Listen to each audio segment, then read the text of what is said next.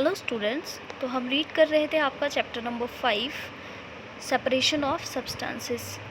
ठीक है, तो उसमें हम सेपरेशन कर रहे, ठीक है, तो हम देख रहे थे कि अगर हमें सेपरेशन करनी है सब्सटेंसेस की तो हो सकता है कि हमें एक से ज़्यादा मेथड भी यूज़ करना पड़े। ठीक है, जैसे हम decantation, filtration and evaporation and condensation के बारे में हम बात कर रहे थे कि अगर हमें सैंड और सॉल्ट के मिक्सचर को अलग करना है तो इन सभी प्रोसेसेस का यूज़ करना पड़ेगा।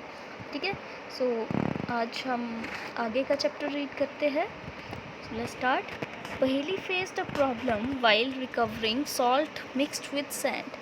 She has mixed a packet of salt in a small amount of sand. She then tried the method suggested in Activity 7. To recover the salt, she found, however, that she could recover only a small part of the salt that she had taken. What could have gone wrong? ठीक है, तो अब पहेली को एक problem face करनी पड़ी। उसने क्या किया, थोड़ी सी रेत में एक पूरा पैकेट जो था सॉल्ट का मिला दिया। ठीक है, और जब जैसे आपने एक्टिविटी 7 में उन सभी को सेपरेट करने के मेथड पढ़े, जब उसने सेपरेट किया तो उसको सॉल्ट का बहुत कम अमाउंट जो है वो मिला। ठीक है, जबकि उसने तो पूरा का पूरा पैकेट डाला था। तो ऐसा क्यों हुआ? ठीक है, तो कहाँ पे उसने गड़बड़ करी? Can water dissolve any amount of a substance? ठीक है, तो बोला क्या पानी जो है वो जितना मर्ज़ी हम उसमें जो सब्सटेंस है वो डिज़ोल्व कर सकते हैं, या कोई लिमिट होती है कि इतना ही अमाउंट जो होगा वो पानी में ऐड हो पाएगा। In chapter 4, we found that many substances dissolve in water and form a solution. We say that these substances are soluble in water. What will happen if we go on adding more and more of these substances to a fixed quantity of water? ठीक है, तो अब chapter 4 में आपने पढ़ा था कि जो सब्सटेंसेस है जो पानी में घुल जाते हैं और एक सॉल्यूशन फॉर्म कर देते हैं। ठीक है, तो उस सॉल्यूशन को हम जो है हम उस सब्सटेंस को बोलते हैं that these are soluble substances, घुल जाते हैं वो पानी में। ठीक है, अब क्या हो कि हमारे पास एक गिलास ही पानी का फिक्स अमाउंट है, ठीक है, वाटर का, और उसमें हम और ज़्यादा से ज़्यादा क्या कर रहे हैं, अपना सब्सटेंस ऐड कर रहे हैं। ठीक है, सो एक्टिविटी 8 है, you will need a beaker or a small pan, a spoon, salt and water. Pour half a cup of water in the beaker. Add 1 teaspoonful of salt and stir it well until the salt dissolves completely. Again add a teaspoonful of salt and stir well. Go on adding salt, 1 teaspoonful at a time and stir. ठीक है, तो अब आपको इस activity के लिए एक beaker चाहिए या कोई स्मॉल पैन जो घर में अवेलेबल हो, स्पून, सॉल्ट एंड वाटर। ठीक है, ये 4 चीज़ें आपको चाहिए। अब आपने क्या करना है कि अपने पैन या बीकर में हाफ कप पानी का भर लेना है। ठीक है, और उसमें 1 चम्मच भर के नमक डाल देना है और उसको अच्छे से स्टर करना है, घोलना है इसको। ठीक है, ताकि आपका जो सॉल्ट है अच्छी तरह से उसमें घुल जाए। ठीक है, अगेन जब अच्छी तरह से घुल जाएगा आपने अगेन 1 और चम्मच नमक का डाल देना है, फिर उसको अच्छे से घोलना है। फिर आपने इसी तरह से एक एक करके चम्मच ऐड करना है सॉल्ट का और उसको अच्छे से घोलना है। After adding a few spoons of salt, do you find that some salt remains undissolved and settle at the bottom of the beaker? If yes, this means that no more salt can be dissolved in it the amount of water we have taken. ठीक है, तो अब कुछ time के बाद आप देखोगे कि जैसे आपने 1 चम्मच नमक का उसमें डाला, ठीक है, तो आपका नमक जो होगा वो घुलेगा नहीं और वो नीचे बैठना शुरू कर देगा बीकर में। ठीक है, अगर ऐसा हो रहा है तो दैट मीन्स अब इससे ज़्यादा आपका जो नमक है वो पानी में नहीं घुलेगा। The solution is now said to be saturated. अब उस solution को हम क्या बोलेंगे? The solution is saturated. ठीक है, here is a hint.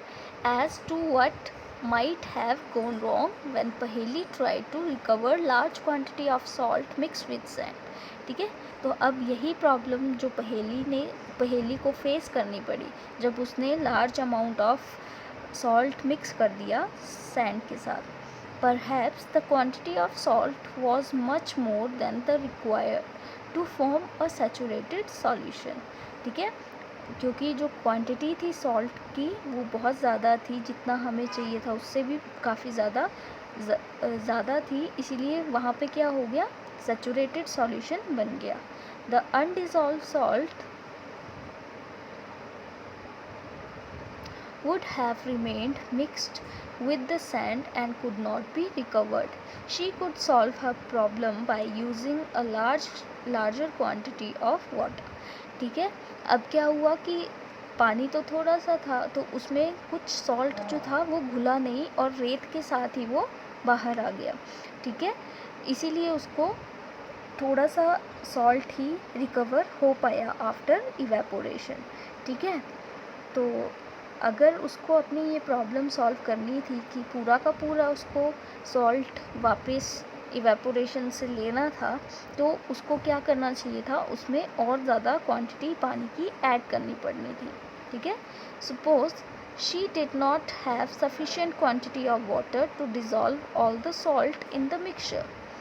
ठीक है, मान लो उसके पास सफिशिएंट क्वांटिटी नहीं है पानी की ताकि वो सारे सॉल्ट को मिक्स कर पाए. Is there some way that water could be made to dissolve more salt before the solution gets saturated? ठीक है, तो अगर मान लो कि पानी तो नहीं है, ठीक है, लेकिन फिर भी हमें वो सॉल्ट जो है, जो सैचुरेटेड सॉल्यूशन बन चुका है हमारा, ठीक है, उसको अभी भी घोलना है हमने. ठीक है, तो कोई ऐसा मेथड है जिससे हम उस सॉल्ट को उसमें डिज़ोल्व कर पाए. So let us try and help पहेली आउट. तो एक्टिविटी 9 में देखते हैं कि और कौन सा वे है. अगर हमारे पास एक्स्ट्रा वाटर नहीं है टू डिज़ोल्व द सॉल्ट तो हम क्या कर सकते हैं. ठीक है, take some water in a beaker and mix salt in it until it can not dissolve any more salt. This will give you a saturated solution of salt in water.